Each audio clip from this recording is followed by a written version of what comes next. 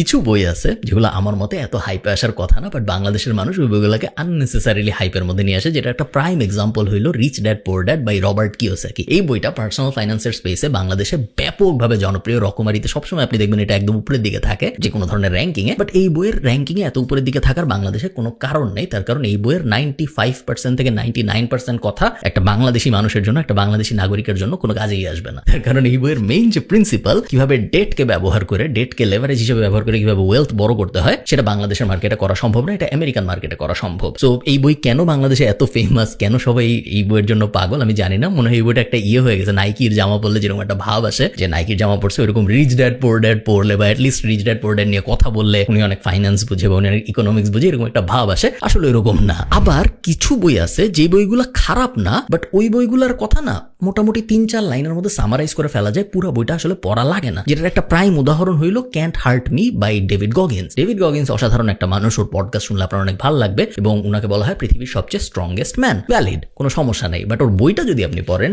Can't hurt me, আপনি বুঝতে পারবেন যে বইয়ের ভিতরে ঘুরে ফিরে একই কথাই বারবার বলা হয়েছে যে আমি অনেক স্ট্রং, আমার মন দিয়ে আমি যদি চাই তাহলে যে কোনো কিছু করা সম্ভব, বডি দিয়ে যে কোনো কিছু করানো সম্ভব যদি মন চায়। এবং ওটার উপরে ওনার নিজের জীবনের বিভিন্ন কাহিনী বসায় একটা 300 পেজের বই বানানো হয়েছে। খুব একটা খারাপ বই না, বাট আমি অবশ্যই এটা রেকমেন্ড করবো না আপনি পড়তে। হ্যাঁ, অবশ্য সময় থাকলে আপনি পড়তে পারেন, বাট না পড়লে আপনি খুব বড় কিছু মিস করবেন এরকম না। এই ভিডিওতে আমি 5টা বইয়ের কথা বলবো, যে 5টা বই আমার মতে আপনার অবশ্যই পড়া উচিত। এবং এই ভিডিওর শেষে আপনাদের জন্য একটা স্পেশাল ফ্রি গিফট আছে, তাই ভিডিওটা না টেনে পুরোটা দেখবেন বলে আমি অনুরোধ করছি। প্রথম বই 10 Cities That Led the World by Paul Strathern. বইটার ইমেজটা আপনারা খুব সুন্দরভাবে দেখতে পারতেছেন আমার হাতে, গ্রাফিকটা খুব সুন্দর, একটা ইজিপশিয়ান ভাইব আছে। এবং 10 Cities That Led the World আমার খুব পছন্দের একটা বই, কারণ ইতিহাসের সব বই বেশ interesting, but 10 Cities That Led the World specially interesting কারণ আপনারা নাম শুনে বুঝতে পারতেছেন এখানে 10টা শহর নিয়ে কথা বলা হয়েছে, যে 10টা শহর বিভিন্ন সময় পৃথিবীর সভ্যতার ইতিহাসে খুব বড় ধরনের ভূমিকা রেখেছে। তো অটোমান এম্পায়ার কিভাবে পুরো পৃথিবী শাসন করেছে, টার্কি কেন এত পাওয়ারফুল ছিল, গ্রিক সভ্যতা কেমন ছিল, অ্যারিস্টটল প্লেটোর আসলে কেন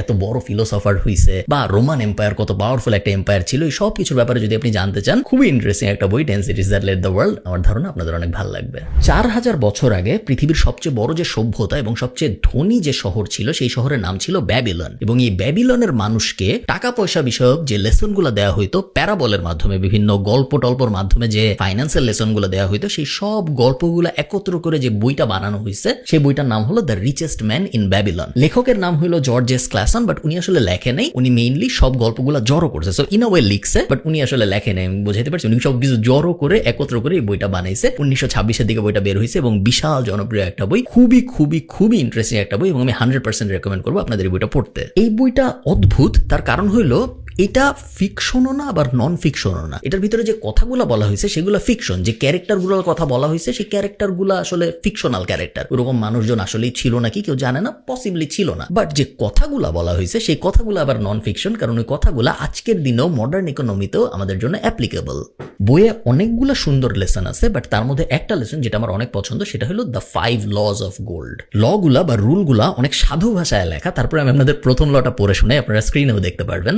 Gold cometh gladly and in increasing quantity to any man who will put by not less than 1/10 of his earnings to create an estate for his future and that of his family। সোজা বাংলা যদি বলার চেষ্টা করি, আপনার যে income, এখানে gold দিয়ে বলা হয়েছে কারণ ওই সময় সবাই গোল্ডে ইনকাম করতো, ওই সময় তো অন্য কোনো কারেন্সি ছিল না, বাট আপনার কারেন্সির জন্য এটা অ্যাপ্লিকেবল। মেইনলি উনি যেটা বলার চেষ্টা করছে সেটা হলো আপনার আয়ের 10 ভাগের 1 ভাগ যদি আপনি জমায় রাখেন এবং আপনার এস্টেট বা কোনো একটা অ্যাসেটে ইনভেস্ট করেন, তাহলে আপনার কখনোই পেছনে ফিরে তাকাতে হবে না। এটা হলো 5টা রুলের 1 নম্বর রুল। 2 নম্বর রুল হলো গোল্ডকে আপনি যদি কোনো একটা কাজে ব্যবহার করাইতে পারেন তাহলে আপনি খুবই স্মার্ট হবেন এবং তাহলে আপনার কখনো গোল্ডের শর্টেজ হবে না। এখানে উনি কাজের ব্যবহার বলতে মেইনলি বুঝাইছে আপনি যদি গোল্ড কাউকে লোন দেন, তখনকার ব্যাবিলনের আমলে এটাই ছিল অপশন, বাট মেইনলি আমরা সোজা বাংলায় আজকের দিনে ধরে নিতে পারি আপনি যদি আপনার টাকা ইনভেস্ট করেন তাহলে আপনি, এবং আপনি যদি স্মার্টলি ইনভেস্ট করেন তাহলে আপনার কখনোই টাকার শর্টেজ হবে না। 3rd রুল হলো গোল্ড আপনি যখন ইনভেস্ট করবেন, আমি বাংলা করে বলতেছি, ইংলিশটা অনেক কঠিন, আপনার আমারও বোঝাইতে অনেক কষ্ট হবে, বাট মেইনলি 3rd রুলে বলা হয়েছে যে আপনি যদি ওয়াইজ ম্যানদের কথা শুনে আপনার গোল্ড ইনভেস্ট করেন তাহলে আপনার গোল্ড সবসময় সেফ থাকবে, আপনি টাকায় কনভার্ট করে নিতে পারেন পুরো ব্যাপারটা। 4th রুল, আপনি যদি এমন কোনো বিজনেস বা ইনভেস্টমেন্ট যেটার ব্যাপারে আপনার খুব বেশি ধারণা নাই ওইটাই আপনার গোল্ড ইনভেস্ট করেন, তাহলে আপনার থেকে বড় বোকা আর কেউ না এবং আপনার পুরো গোল্ড চলে যাওয়ার খুব বড় সম্ভাবনা আছে। আপনি বুঝে নেন কি বোঝাইতে চাইছে। এবং 5th রুল হলো ট্রিকস্টার এবং স্ক্যামার্সদের কথাবার্তাকে অ্যাভয়েড যদি আপনি করতে পারেন, অনেকেই আপনাকে বিভিন্ন সময় এসে বলবে আপনার 10টা গোল্ড আমাকে দেন, আমি ওটাকে 200 গোল্ড বানাই দিব আপনাকে। ওই টেম্পটেশনগুলো আপনি যদি অ্যাভয়েড করতে পারেন তাহলে সবসময় আপনি আপনার গোল্ডকে বাড়াতে পারবেন এবং আপনার গোল্ড কখনো কমবে না। যাই হোক, আপনারা যদি চান এই বই নিয়ে আমি পুরা ডিটেইল একটা আলাপ আলোচনা, পুরোপুরি পার্সোনাল ফাইন্যান্সের একটা অসাধারণ বই, আপনারা যদি চান এই বই নিয়ে আমি ডিটেইল আলাপ আলোচনা করি আমাকে কমেন্টে জানাবেন। থার্ড বই, এই বইটা আমি আপনাদের হার্ড কপি দেখাতে পারবো না কারণ এটা আমি আইপ্যাডে পড়েছি। এটা হলো hero on a mission by Donald Miller. Donald Miller আমার খুব পছন্দের একটা রাইটার এবং ডোনাল্ড মিলারের একটা বই স্টোরি ব্র্যান্ড, এটা নিয়ে আমি আমার ইউটিউব চ্যানেলে একটা ভিডিও করেছিলাম, আপনারা অনেকে হয়তো দেখেছেন। এবং ডোনাল্ড মিলারের অনেক বই আমার আছে। So building a story brand, যেটার কথা আমি বললাম, এটা নিয়ে আমার একটা ভিডিও আছে। A million miles in a 1000 years, Donald মিলারের আরেকটা অসাধারণ একটা বই। এবং আরেকটা বই আছে ডোনাল্ড মিলারের যেটা আমার খুব পছন্দ, সেটা হলো বিজনেস মেড সিম্পল। এবং যেই বইটা নিয়ে আজকে আমি কথাবার্তা বলতেছি ওইটাই তিনটার একটাও না, সেটা হলো হিরো অন আ মিশন। একদম সহজ করে যদি আমি বলি, হিরো অন আ মিশনের মেইন প্রিন্সিপালটাই হলো আপনি আপনার জীবনের হিরো কিভাবে হবেন, যেন আপনার জীবন নিয়ে যদি অন্য কেউ একটা বই লেখে, সেই বইটা যে পড়বে তার ওই বইটা পড়ে মনে হয় যে হ্যাঁ আপনি একজন হিরো ছিলেন ওই গল্পের মধ্যে। এই বইটার থেকেই আমি মূলত বুঝতে পেরেছিলাম যে পৃথিবীতে যে কোনো গল্পে 4টা ক্যারেক্টার থাকে। 1 নাম্বার ক্যারেক্টার হলো ভিকটিম, যে মনে করে তার কোনো ওয়ে আউট নাই, পুরা দুনিয়া তার এগেইনস্টে, সে সবকিছু জায়গায় অজুহাত খুঁজে, সে মনে করে এ ওর বিরুদ্ধে, ও ওর বিরুদ্ধে, এইটা যদি ঠিক হইতো তাহলে ভালো হইতো, সরকার যদি ভালো হইতো তাহলে ভালো হইতো, করাপশন যদি, অনেক অনেক এক্সকিউজ দেয় সে সবসময়, এবং সে সবসময় ভিকটিম কার্ড প্লে করার চেষ্টা করে। 2 নাম্বার ভিলেন। প্রত্যেকটা স্টোরিতে একটা ভিলেন থাকে, আপনার জীবনে একটা ভিলেন আছে, একের অধিকও থাকতে পারে, যারা আপনাকে ছোট করার চেষ্টা করতেছে, যারা আপনাকে ক্ষতি করার চেষ্টা করতেছে, বা যাদের কারণে আপনি ছোট ফিল করতেছেন বা ইনসিকিউর ফিল করতেছেন। Third, the hero. এটা হলো main character of any story. আপনার জীবনের হিরো অবশ্যই আপনার হওয়া উচিত, যে কোনো একটা কিছু অ্যাচিভ করার চেষ্টা করতেছে এবং ওই অ্যাচিভ করার পথে তাকে যে হেল্প করতেছে সে হলো 4th ক্যারেক্টার, যাকে বলা হয় অ্যাসিস্ট্যান্ট বা গাইড। এবং এই গাইডের কাজ হলো হিরোকে বিভিন্ন কোয়েস্ট অ্যাচিভ করতে হেল্প করা। এই 4টা মূল ক্যারেক্টার থাকতে হয় যে কোনো একটা পারফেক্ট গল্পের জন্য, এবং এই পুরা গল্পের স্ট্রাকচারটা এবং স্ট্র্যাটেজিটা ডোনাল্ড মিলার না থাকলে আমি হয়তো কখনো শিখতাম না। ডোনাল্ড মিলারের বইয়ের আরেকটা খুব ইন্টারেস্টিং জিনিস ছিল back seat versus front seat analogy. আপনি যদি আপনার জীবনকে একটা গাড়ির যাত্রার সাথে কল্পনা করেন এবং আপনি যদি চিন্তা করেন আমি ওই গাড়ির পিছনের সিটে বসে আছি, তাহলে আপনি আসলে মূলত ড্রাইভারের উপর ডিপেন্ড করতেছেন। ড্রাইভার যেদিকে নিয়ে যাবে ওইদিকে আপনার যেতে হবে। হ্যাঁ, আপনি ড্রাইভারকে বলতে পারেন যে ভাই আপনি ডানে যান, ভাই আপনি বামে যান, ভাই আপনি জোরে চালান, আস্তে চালান, বাট ইভেনচুয়ালি ড্রাইভারের ইচ্ছা, ড্রাইভার আপনাকে কোন দিকে নিয়ে যাবে, আস্তে চালাবে না জোরে চালাবে, আপনি ঠিক মেইন ক্যারেক্টার না, আপনি supporting cast. On the other hand, আপনি যদি অ্যাকচুয়ালি গাড়ির ড্রাইভার হইতে পারেন, সেই ক্ষেত্রে আপনি হয়তো ভুল দিকে যেতে পারেন, ওই রিস্কটা আপনার উপর চলে আসে। এখন আমি ভুল ডিসিশন নিতে পারি, আমি ডানে না যে বামে গেলে হয়তো অনেক বিপদ হইতে পারে, বা vice versa, but decision making এর পুরো ক্রেডিটটা আপনার উপর চলে আসে এবং রিস্কটাও পুরোটা আপনার উপর চলে আসে। সো এই ড্রাইভিং এর অ্যানালজিটা, যে আমি আমার জীবনের যে গল্প, ওই গল্পে পিছনের সিটে বসবো নাকি সামনের সিটে বসবো, এটা খুব সুন্দর করে ব্যাখ্যা করছে ডোনাল্ড মিলার এই বইতে। এবং এটা আমি অবশ্যই ডোনাল্ড মিলারের সব বই আমি হাইলি রেকমেন্ড করি, এবং আমার বিজনেস রাইটারদের দুনিয়ায় ডোনাল্ড মিলারকে খুব বেশি পছন্দ। এর পরের বই, এটাও আমার হার্ড কপি নাই আনফরচুনেটলি এই মুহূর্তে। কিছু কিছু বই আছে যেগুলো আমি ঘুরতে ফিরতে অনেক পড়ি, ওই বইগুলো আমি সবসময় আইপ্যাডে পড়ি। সেটা হলো 0 to 1 by Peter Thiel. Peter থিলকে আপনারা অনেকেই চিনেন, পৃথিবীর সবচেয়ে ইনফ্লুয়েন্সিয়াল এন্টারপ্রেনারদের একজন, পেপাল মাফিয়ার সবচেয়ে বড় একজন, সিলিকন ভ্যালির সবচেয়ে বড় এন্টারপ্রেনার বা সবচেয়ে ইনফ্লুয়েন্সিয়াল এন্টারপ্রেনার বলা হয় পিটার থিলকে। এবং পিটার থিলের কাছে Elon Musk, Jeff Bezos, Bill Gates এরা কিছুই না, কারণ পিটার থিলের ইনফ্লুয়েন্স অনেক বেশি। এই বছরের মাঝামাঝি সময়ে জাস্ট পিটার থিল বলার কারণে যে এই ব্যাংকে তোমরা টাকা রাখো না, এরকম একটা কথা বলার কারণে একটা ব্যাংকই কোলাপস হয়ে গেছিল আমেরিকায়, কারণ সবাই ওই ব্যাংক থেকে টাকা উঠায় ফেলছিল। সিলিকন ভ্যালি ব্যাংক ছিল এটা। উনাকে নিউজিল্যান্ড ডেকে জোর করে সিটিজেনশিপ দিছিল, যখন পিটার থিল ওই সিটিজেনশিপ চায়ও নাই। যাক, 0 to 1 এর অনেকগুলো প্রিন্সিপাল আছে, বাট আমার যে মেইন প্রিন্সিপালটা পছন্দ সেটা হলো horizontal thinking versus vertical thinking. উনি মেইনলি বোঝাতে চাইছে যে 0 থেকে 1-এ যাওয়া এবং 1 থেকে 2-এ যাওয়া একই ব্যাপার না। আমি একটু এক্সপ্লেইন করে সহজ বাংলায় বুঝে আপনাদের বুঝতে সুবিধা হবে। 0 থেকে 1-এ যাওয়া মানে হলো একটা জিনিস ছিল না, ওই জিনিসটা আপনি ক্রিয়েট করতেছেন। আর 1-এর থেকে 2-এ যাওয়ার মানে হলো একটা জিনিস ছিল, ওটার উপরেই আপনি অন্য কোনো একটা কিছু ডেভেলপ করতেছেন। আমরা একটা এক্সাম্পল দিই, তাহলে অনেক বুঝতে সুবিধা হবে আমাদের। মনে করেন আপনি ঠিক করলেন আপনি অ্যামাজনে প্রোডাক্ট বিক্রি করবেন। অ্যামাজন অলরেডি আছে, আপনি একটা স্টোর বানাইলেন অ্যামাজনের ভিতরে এবং তারপরে আপনি কোনো প্রোডাক্ট বিক্রি করা শুরু করলেন। এটা হলো 1 থেকে 2-এ যাওয়া। ভার্সেস মনে করেন পৃথিবীতে ই কমার্সই নাই, আপনি নতুন একটা জিনিস আবিষ্কার করলেন যেটা নাম হলো ই কমার্স, যেখানে অনলাইনে ওয়েবসাইট থেকে কোনো একটা কিছু কেনা যাবে। এটা হলো 0 থেকে 1-এ যাওয়া। তো পিটার থিল ওনার এই বইয়ের মধ্যে বলছে যারা 0 থেকে 1-এ যাওয়ার কোনো একটা প্রোডাক্ট বা সলিউশন বাইর করতে পারে তারা সবসময় পৃথিবীকে বদলায় দেয়, এবং যারা 1 থেকে 2-তে যাওয়ার সলিউশন বাইর করে তারা ওই অনুযায়ী এফেক্ট ফেলতে পারে না পৃথিবীতে, কম্পেয়ার টু 0 to 1। এই বইয়ের একটা কোট আমার অনেক পছন্দ, আমি আপনাদের সাথে শেয়ার করবই। Brilliant thinking is rare but courage is in even shorter supply than genius.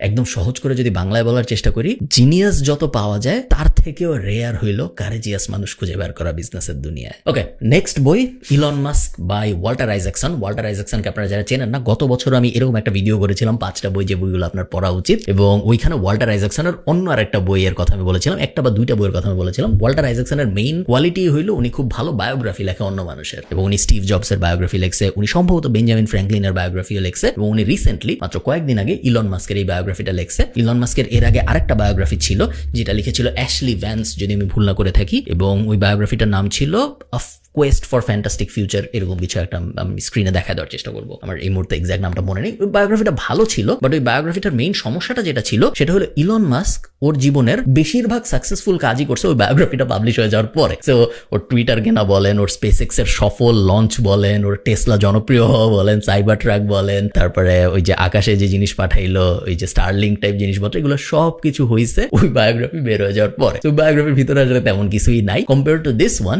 এটা অনেক বেশি কমপ্লিট, ভয়ঙ্কর একটা বই, 600-700 পেজের একটা বই, বাট আপনি খুব ইজিলি পড়তে পারবেন। বইটা লেখাও হয়েছে খুব সুন্দর করে, এবং কাহিনীটাও যেহেতু অনেক বেশি ইন্টারেস্টিং, তো আপনার কোনো সময় মনে হবে না যে এই আমি কি পড়তেছি, এটা রেখে দেই, এটা একটা টেক্সট বুক, এরকম আপনার কখনোই মনে হবে না। এবং অনেক ইন্টারেস্টিং জিনিসপত্র আমি জানছি ইলন মাস্কের ব্যাপারে, যেগুলো হয়তো আমি এই বইটা ছাড়া অন্য কোনো জায়গা থেকে, কোনো পডকাস্ট বা হাবিজাবি কোনো জায়গা থেকে জানতে পারতাম না। যেমন ইলন মাস্কের দাদা একবার গাড়িতে এক জায়গা থেকে আরেক জায়গায় যাচ্ছিল সাউথ আফ্রিকায়, যাইতে যাইতে রাস্তায় উনি দেখে একজন মানুষের উঠানে ব্যাকইয়ার্ডে একটা প্লেন পার্ক করা 2 সিটের। এটা দেখে ইলন মাস্কের দাদার মনে হয়েছে যে আমি প্লেন চালানো শিখবো, এবং উনি ওনার গাড়ি থামায় ওই লোকের কাছে গেছে, যে বলছে যে ভাই আপনি কি আপনার প্লেন বেচবেন নাকি? তো ওই লোক নেগোসিয়েশন হওয়ার পরে রাজি হয়েছে বেচতে। সমস্যা হইলো ইলন মাস্কের দাদা তো প্লেন চালাইতে পারে না, তো এখন উনি যখন ওই লোক বলছে যে হ্যাঁ আমি প্লেন বেচবো, তো এখন উনি প্লেন নিয়ে যাবে কিভাবে? তো উনি ওইখানে বসে অনেক যোগাযোগ করে শেষ পর্যন্ত একটা পাইলট খুঁজে বের করছে, যে পাইলট ওই প্লেন ওনার সাথে চালায় ওনাকে ফেরত নিয়ে আসছে ওনার বাড়িতে। এরকম অদ্ভুত অদ্ভুত কাহিনী। প্লাস আপনাদের যদি ইলন মাস্কের বিবাহিত দুনিয়া বা ওনার ছেলে পেলের, ওনার যে 11টা বাচ্চা আছে, ওই বাচ্চার দুনিয়া, পার্সোনাল লাইফে অনেক আগ্রহ থেকে থাকে, সেই ক্ষেত্রে এটা খুব ইন্টারেস্টিং একটা বই, কারণ এই বই ইলন মাস্কের পার্সোনাল লাইফের অনেক ভেতরে চলে গেছে, যেটা আগে কোথাও অন্য কোনো জায়গায় ওভাবে ইলন মাস্কের পার্সোনাল লাইফের ভিতরে কেউ যায় নাই। সো হ্যাঁ, মাস্ক বায়োগ্রাফি 100% রেকমেন্ডেড, অবশ্যই আপনার পড়া উচিত। আচ্ছা, লাস্ট বইয়ে যাওয়ার আগে গিফটার ব্যাপারে বলে নেই। এই ভিডিওটা যেহেতু বই নিয়ে, সো আপনার যেটা করতে হবে, তেমন জটিল কোনো কিছু করতে হবে না। আপনার এই ভিডিওটার নিচে কমেন্ট করতে হবে একটা বইয়ের কথা। এটা হইতে হবে আপনার পছন্দের একটা বই, যে বইটা আপনি 2024-এ পড়তে চান বা 2025-এ পড়তে চান, এবং এই বইটা আপনি পেলে আপনার জন্য অনেক ভালো হইতো। আপনি জাস্ট ইউটিউব ভিডিওর নিচে আপনার বইয়ের নামটা কমেন্ট করবেন, এবং ইউটিউব ভিডিওটা পাবলিকলি শেয়ার করবেন, যেন আপনাকে খুঁজে পাইতে পারি। এই 2টা কাজ করার পরে আমি ইউটিউব ভিডিওর কমেন্টের মধ্যে থেকে 10 জনকে কমেন্টের রিপ্লাই আমি জানাবো যে আপনাকে আমি সিলেক্ট করেছি, এবং আপনাদের 10 জনের বাসায় আপনি যেই বইয়ের নামটা কমেন্টে লিখেছেন, একটা বইয়ের নামই লিখবেন, এর বেশি লিখবেন না, 10টা বই পাঠিয়ে দেওয়া হবে আপনাদের 10 জনের বাসায়। ওকে, লাস্ট বই আমাদের লিস্টে, how to be a capitalist without capital by Nathan Latka. এই বইটারও হার্ড কপি আমার হাতে নাই, আপনারা দেখতেই পাচ্ছেন, সো স্ক্রিনে আপনাদের দেখায় দেওয়া হবে। How to be a capitalist without capital একটা ইন্টারনেট এন্টারপ্রেনারদের জন্য লেখা বই। সো আপনি যদি ইন্টারনেট এন্টারপ্রেনার হন, যে আমি একটা গুগল ক্রোমের ভিতরে একটা অ্যাপ কিভাবে ক্রোম প্লাগইন পাবলিশ করব, বা অন্য আরেকজন একটা ক্রোম প্লাগইন পাবলিশ করছে ওইটা আমি কিভাবে কিনে নিব, বা একটা ওয়েবসাইটের ভিতরে কিভাবে অ্যাড বসায় ইনকাম করতে হয়, এই ধরনের হ্যাকি টাইপ জিনিসপত্র ইন্টারনেট এন্টারপ্রেনাররা সাধারণত যে ধরনের জিনিসপত্র নিয়ে ডিল করে, এরকম জিনিসপত্র যদি আপনার আগ্রহ থেকে থাকে, তাহলে how to be a capitalist without capital আপনার জন্য খুব খুব খুব ফান একটা রিড হবে বলে আমার মনে হয়। এই বইয়ের স্পেশালিটি হইল, এই বইয়ের ভিতরে, এটা যেহেতু যিনি লেখছেন নেথান লাটকা, উনি মেইনলি একজন পডকাস্ট হোস্ট প্লাস স্যাস বিজনেসের উপরে অনেক কাজকর্ম করছে। উনি যেহেতু আমাদের টাইপের মানুষ, উনি মেইনলি টুইটারে অনেক লেখে ফেমাস হয়েছে। তো আমাদের টাইপ বলতে আমরা যারা ফেসবুকে স্ট্যাটাস বেশি পড়ি, বই বেশি পড়ার থেকে এই টাইপ মানুষ, উনার বইটাও না অনেকটা, বই পড়লে আপনার মনে হবে আপনি লম্বা একটা ফেসবুক স্ট্যাটাস পড়তেছেন। বইয়ের ভিতরে জায়গায় জায়গায় উনার ব্যাংক স্টেটমেন্টের ছবি দেওয়া, বইয়ের ভিতরে জায়গায় জায়গায় উনার ওয়েবসাইটের স্ক্রিনশট দেওয়া। সাধারণ একটা বই যেরকম হয় ওই রকম না, বইটা একটা বড় ব্লগ পোস্টের মতো, যেই কারণে বইটা পড়ে আপনি অনেক আনন্দ পাবেন এবং অনেক জিনিসপত্র শিখতে পারবেন, যেগুলো আপনার ইন্টারনেট এন্টারপ্রেনারশিপে যদি আগ্রহ থাকে সেই ক্ষেত্রে ডেফিনেটলি কাজে লাগবে। আচ্ছা, আমি কিছু অনারারি মেনশন দিই যে বইগুলো আপনি পড়তে পারেন যদি আপনার হাতে সময় থাকে। তার মধ্যে একটা হলো tools of Titan by Tim Ferriss. Tim ফেরিসের পডকাস্ট অনেক জনপ্রিয়, বাট আপনি যদি আমার মতো হন, এত বড় বড় পডকাস্ট এত রেগুলারলি শোনা সম্ভব হয় না। সো টুলস অফ টাইটান এই বইটাও উনিই লিখছে। উনার পডকাস্টের বেস্ট গেস্টরা যে বেস্ট কথাবার্তাগুলো বলছিল সেগুলোর একটা কম্পাইলেশন হইল টুলস অফ টাইটান। এবং টুলস অফ টাইটান যদি আপনি পুরোটা পড়েন সেক্ষেত্রে আপনার উনার বিশাল পডকাস্ট লাইব্রেরির সব পডকাস্ট শোনা লাগবে না, যে কারণে আমার এটা বেশ ইন্টারেস্টিং একটা বই মনে হয়েছে। নেক্সট শাউট আউট পাবে জাফর ইকবাল, নকশা কাটা কবজ। আমি এবারের বই মেলায় এই বইটা বের হয়েছে সম্ভবত, নকশা কাটা কবজ। জাফর ইকবালের বই ইদানিং কালে আমি আর পড়ি নাই রিসেন্ট সময়ে, বাট নকশা কাটা কবজ পড়ে আমার বেশ ভালো লাগছে। বেশ ইন্টারেস্টিং একটা হরর বই, আপনি যদি না পড়ে থাকেন তাহলে অবশ্যই পড়তে পারেন। তারপরের রেকমেন্ডেশন, আমার সব বইয়ের রেকমেন্ডেশনের ভিডিওতে একটা বই 100% থাকে, সেটা হইল গিয়া অপেক্ষা। এখানেও আছে হুমায়ুন আহমেদের একটা বই, বা ইন জেনারেল বাংলা সাহিত্যের একটা বই যদি আপনার পড়তে হয় আমি বলবো অপেক্ষা পড়তে। অপেক্ষা যদি আপনি পড়েন আপনার সময়টা কখনোই বৃথা যাবে না। এবং লাস্ট, যে কোনো মাসুদ রানা যদি আপনি ধরেন, অথবা 3 গোয়েন্দার প্রথম 100 ভলিউমের যে কোনো একটা যদি ধরেন, বা ইন জেনারেল সেবার যে কোনো বই যদি আপনি ধরেন, আপনার সময় বেশ ভালো যাবে। আমি স্পেসিফিক্যালি যেটা এখানে হাতে ধরে রেখেছি আপনাদের দেখানোর জন্য, সেটা হলো মহাপ্লাবন। মহাপ্লাবন মেইনলি পৃথিবী ধ্বংস হয়ে যাবে সামনের বছর, বাংলাদেশ পানি নিচে তলায় যাবে, এখন মাসুদ রানা কি করবে বাংলাদেশকে বাঁচাতে এবং পৃথিবীকে বাঁচাতে, এটা নিয়ে লেখা। বেশ ইন্টারেস্টিং একটা বই, বাট ইন জেনারেল মাসুদ রানার সবই ইন্টারেস্টিং। আপনি যে কোনোটাই পড়েন আপনার সময় নষ্ট হওয়ার চান্স কম। এই ছিল আমাদের বই রেকমেন্ডেশনের ভিডিও। আমাকে জানাবেন আপনারা কি ইন্টারেস্টিং একটা বই পড়েছেন এই বছরে, আমাকে একটু কমেন্টে জানাবেন। প্লাস অবশ্যই আমি যেটা বললাম আপনাদের গিফটের জন্য আপনারা যে বইটা চান ওটা তো অবশ্যই কমেন্টে জানাবেন। বাট প্লাস আপনারা ইন্টারেস্টিং কি বই বলেছেন এটা যদি কমেন্টে জানান, আমিও ওখান থেকে নেওয়ার চেষ্টা করবো, কারণ আমি তো জানি না দুনিয়ায় কি কি ইন্টারেস্টিং বই আছে। আপনাদের কাছ থেকে আমিও রেকমেন্ডেশন নিব, প্লাস এই কমেন্ট সেকশন থেকে হোপফুলি অন্য মানুষের রেকমেন্ডেশন নিবে, যে রেকমেন্ডেশনগুলো তাদেরকে হেল্প করবে তাদের নলেজ ব্রডেন করতে। ভালো থাকেন সবাই, সবার সাথে আমার দেখা হবে পরের কোনো একটা ভিডিওতে। টাটা।